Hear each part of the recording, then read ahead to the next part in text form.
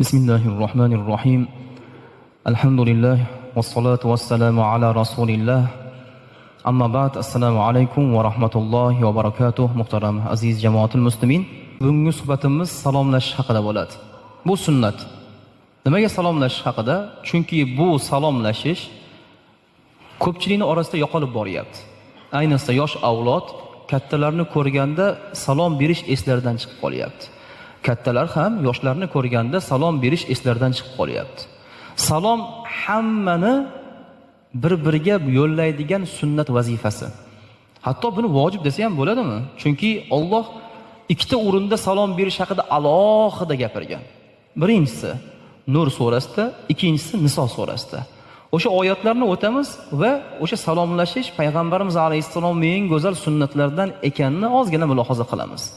Alloh taolo Nur surasining 61-oyatida aytadi: "Fa-iza dakhaltum buyutan fasallimu ala anfusikum tahiyatan min indillahi mubarakatan tayyibah."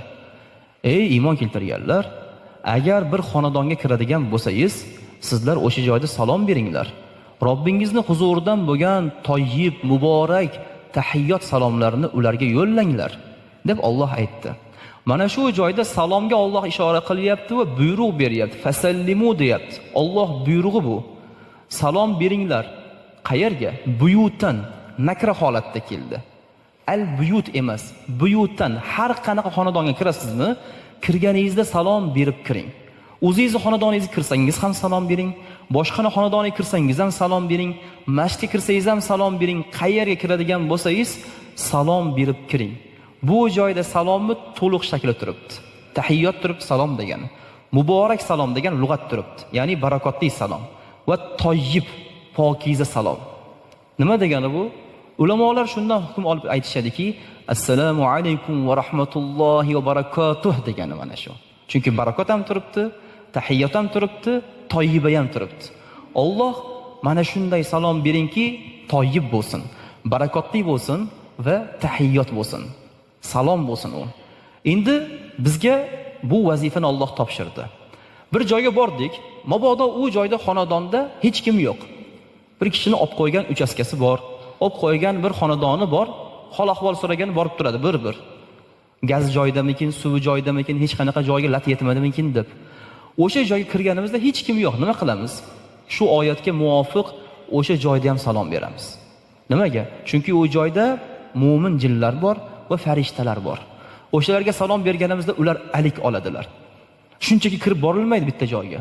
Birinchi izn so'raladi. Nur surasida hukmlarni o'tganmiz buni. Keyin salom beriladi, izn berilgandan keyin. Bo'ldi kiravering desa, kirayotganda assalomu alaykum va rahmatullohi va barakatuh deb salom beriladi. Mana shu salom Allohning huzurida bizga buyurilgan salom. Chala-chulpa salom berilmaydi. Payg'ambarimiz alayhisalomdan Imom Tabaroniy rivoyat qiladilar. Agar bir kishi assalomu alaykum desa 10 ta savob. Assalomu alaykum va rahmatulloh desa 20 ta savob. Assalomu alaykum va rahmatullohi va barakatuh desa 30 ta savob bo'ladi. Endi sizga bir kishi salom berdi. Salom berganda alik undanda chiroyli bo'lish kerak. Assalomu alaykum desa va alaykum assalom deb qo'ymaslik kerak. Nimaga? Bu buyruq. Niso surasi 86-oyatda oching.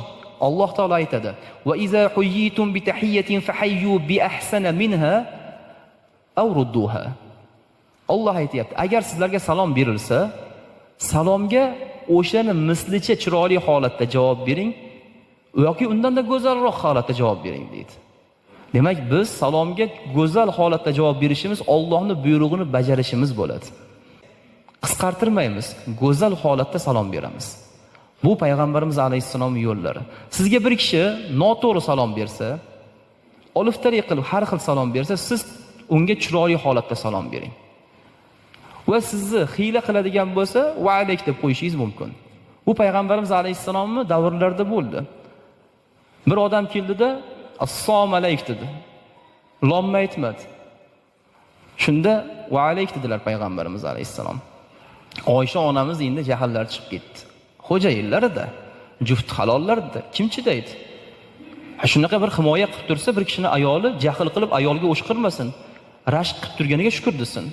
Nimadir qiziqtirar ekanki, uni rashq qilyapti, qizg'onyapti, xursand bo'lsin. Mana payg'ambarimiz alayhissalomni ayollari Oysha onamiz haligi odamga qarab o'zingga o'lim bo'lsin deb yordilar. Chunki u lug'atda hiyla qilib o'lim bo'lsin deb ishlatib yordida Rasululloh alayhissalomga. Shunda payg'ambarimiz alayhissalom: "Ey Oysha, unaqa qilmagin. La'natlovchi bo'lmagin, tarbiyani ko'ring. Yo Rasululloh sizga o'lim tilayapti-ku. Ha bildim. Va alayk deb qo'ydim-ku men. O'sha kifoya qiladi. Sanga ham bo'lsin deb qo'ydim-ku." Ya'ni bu bizga bitta odob o'rgatadi. Hech qachon yarimta salom bermaylik. Hech qachon salom, har xil gaplarni gapirmasdan sunnatga muvofiq assalomu alaykum va rahmatullohi va barakatuh deyishimiz inshaalloh karim Allohning buyrug'ini bajarish bo'ladi. Payg'ambarimiz sollallohu alayhi va sallamning sunnatlarini bajarish bo'ladi. Bunga biz qiyomat kuni Qur'onga amal qilganimiz va sunnatga amal qilganimiz uchun ham ajr olamiz. Yengil sanamaylik. Ulamolar aytgandek, "Wala tahqiranna minal ma'rufi shay'a." Yaxshilikdan bir kichkina narsani ham yengil sanamang, haqir sanamang, balki o'sha jannatga olib kirib ketishi mumkin. Ulamolarimiz aytishadi, biz bir ustozlarni ko'rdik, o'lim to'shagida yotganlarda ham boshqa bir ustozlar, do'stlari kelib ziyoratga kelishsa, unga tasalli berish uchun biror bir oyat, hadis yoki bir yaxshi gapni aytsa, yo'llardagi qog'oz bilan qalamni olib yozib qo'yishar ekanda. O'zi o'lim to'shagida yotibdi. Bu yoqdagilar o'zi o'lim to'shagida yotibsiz, yozib qo'yib nima qilasiz deganda qayerdan bilasan? Men vafot etib Allohning huzuriga borsam, o'sha yaxshi amalni yozib kelganingda senga jannatni berardik desa nima qilaman? Shuni yozmaganimga afsus qilamanmi? Shuni ham yozib qo'yaveray. Yozib qo'ysam, mendan keyin kimdir amal qilsa, vafot etganimdan keyin ajri borib turadi. Bundan bizga foyda. Islomning orasidagi eng katta amalni, salomlashish amalini kichkina sanamaylik. Hozir odamlarning ko'plari kichkina sanashdi bu amalni. Go'yoki salom berish oriyat, qanaqadir tahqir bo'lib qoladi. Birinchi u salom bersin. Yo'q, payg'ambarimiz sollallohu alayhi vasallam birinchi salom berardilar.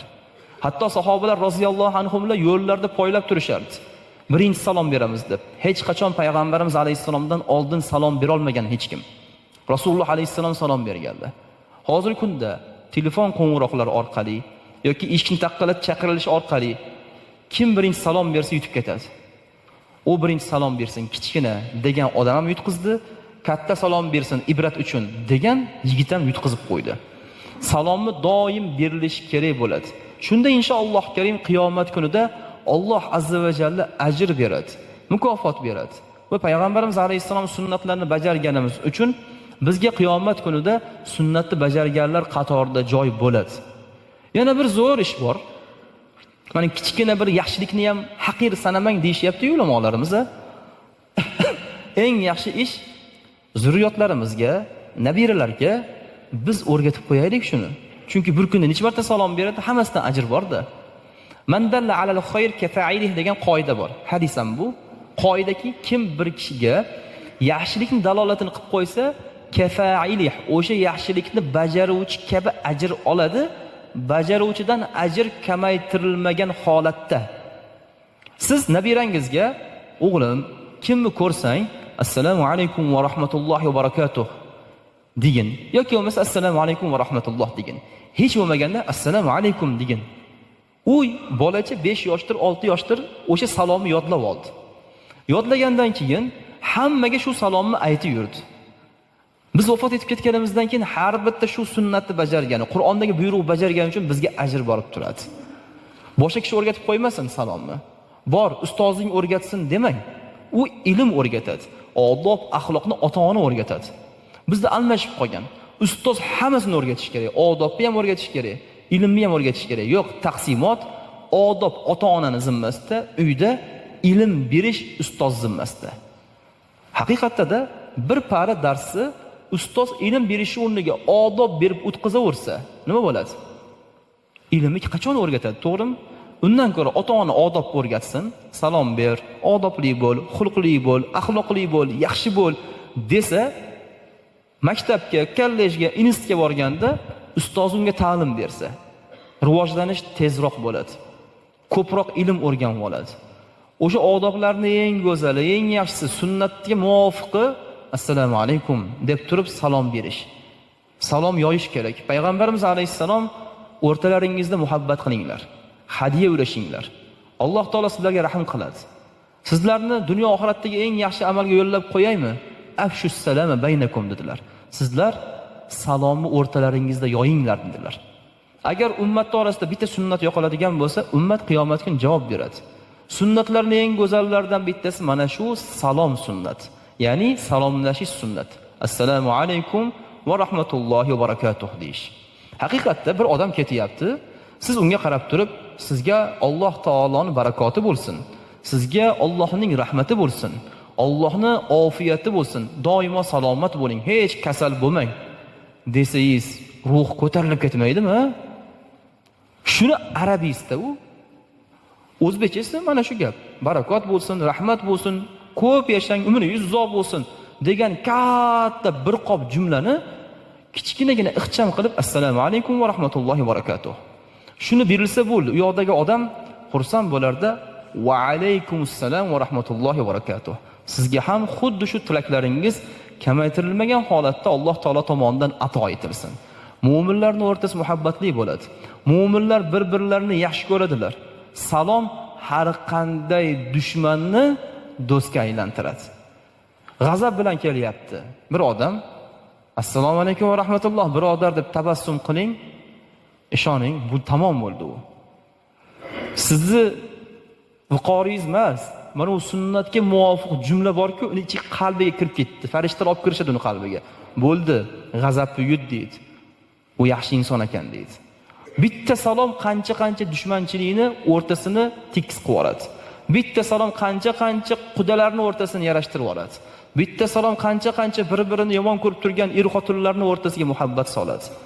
Salomda ish ko'p, faqat buni yuqori darajaga olib chiqish kerak. Kattaman demang, kichkinaman demang, boyman demang, kambag'alman demang, sunnat bu, sunnat. Hech qachon kambag'al boyga salom bersin degan joyi yo'q. Kichkina kattaga salom bersin degan joyi yo'q. Lekin kichkina kattaga salom berishi odob. Chunki odob ham go'zal bo'ladi. Lekin boshqacha qonun qoida yo'q. Shariatda salomga tegishli hukmlar bor. Inshaalloh karim bu hukmlarni ham imkon qadar o'rganib boramiz. Asosiysi salomni yo'lga qo'yib olsak bo'ldi. Ya'ni salomlashishni. Doim assalomu alaykum va rahmatulloh deyishni yo'lga qo'yaylik. Ota-onalarimizga ayniqsa. Ular mehribonlarimizga ertalab ko'rishganda ham salom beraylik. Kechqurun ishdan qaytib kelganimizda ham salom beraylik. Va doim qo'ng'iroq qilib salom berib turaylik. Hozir aytayapti-yu, telefoningga qarachi, qaysi nomerga necha marta telefon qilgansan deydi. Haqiqatda qarab qo'yaylik bir. Hamma telefoniga qarasinchi, bugun ertalab saharlikdan boshlab hozirgi vaqtgacha qo'ng'iroqlarga qarang, kimlarga ko'p qo'ng'iroq qilingan. Ota-ona bormish qilib ichida degan savol bor. Endi ota-onasi borlarga, vafot etganlarning joylari jannatda bo'lsin. Lekin ichida oshno-g'ayni ko'pmi qo'ng'iroq qilinganlarni? Boshqalardan aytmay qo'yaveramiz endi. Hamma o'zi tushunib olaveradi. O'shanga qarab turib, muhabbatli ayon bo'ladi. Salom berish kerak. Ota-onaning ko'ngli ko'tariladi. Ba'zi yigitlar bor ekan, salom bera olmas ekan ota-onasiga. Turaverar ekan. Yaxshimisiz? Yaxshi dam oldingizmi? Xayrli tong, xayrli kech. Assalomu alaykum va rahmatulloh degan yaxshi emasmi? To'g'rimi? Ketayotganda ham assalomu alaykum va rahmatulloh. Mayli, yaxshi dam olib turing, yaxshi tushlarni ko'ring, tushingizda payg'ambarimiz alayhisalomni ko'ring deyishi go'zal. Ayniqsa yosh bolachalar ota-onasiga qarab gapiradi-yu, yaxshi yotib turing, tushingizda payg'ambarimizni ko'ring, farishtalarni ham ko'ring deb qo'yadi. Yosh bolada u, qarang, pokiza fitrat. Qoldirmaydi shunaqa narsani. Telefonni olganda ham assalomu alaykum deb oladi. Nimaga? Fitratga o'rnashib ketgan. Keyin katta bo'ladi, sekin jussa qo'yishni boshlaydi, cho'ntagiga pul tushadi, salom bermasa ham bo'laverar ekan degan sekin gapga o'tishni boshlaydi. Lekin kichkina bola o'rganib qolsa, tark qila olmaydi. Fitrat tozada, uni g'ururi ketkazadigan hech narsasi yo'qda, qo'lidagi qan qog'ozidan boshqa. Ko'rdingizmi? Qalbga nimalar o'rnashgani sari sunnat chiqarib yuboradi. Biz shu salom yo'lga qo'yaylik. Doim ayniqsa yoshlar kattalarga salom beraylik. Ko'chada kim o'tsa salom berib inshaalloh karim muhabbatlashaylik. Alloh azza va jalla bizga muhabbat qo'ysin. Subhanakallohum bihamdik ashhadu an la ilaha illa ant astag'firuka va atubu ilayk.